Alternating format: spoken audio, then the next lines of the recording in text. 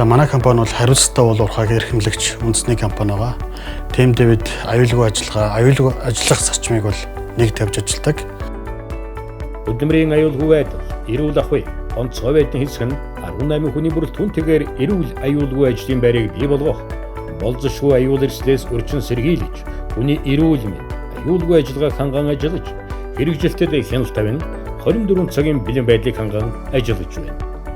2018 онд хөдөлмөрийн эрүүл мэнд аюулгүй байдлын олон улсын огсоос 18001 2007, ISO 45001 2018 стандартуудыг олон улсын байгууллагаар авдаг хэлэн баталгаажуулж өдөр тутмын үйл ажиллагаанд нэвтрүүлэн ажиллаж байна.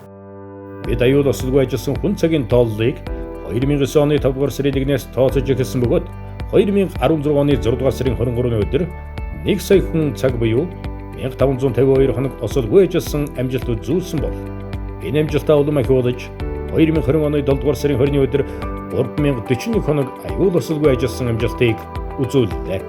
За олон улсын стандартыг үйл ажиллагааны нэвтрүүлж ажилласнаар бол маш олон эерэг үзүүлэлтийг бол үр дүнгууд бол гарч байна.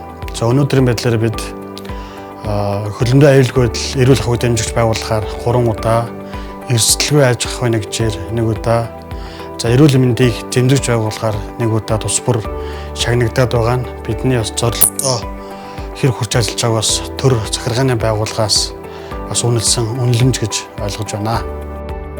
Байгаль орчны нөхөн сэргээлт бол дэлхийн уул уурхай салбарын хөгжлийн чиг хандлага, их дэлхийд ээлтэй ногоон хөгжлийг зохицуулах хүн төрөлхтний хүсэл эрмэлзэл юм. Хариуцлагатай уул уурхай нь байгаль орчны нөхөн сэргээлтээс эхэлдэг билээ.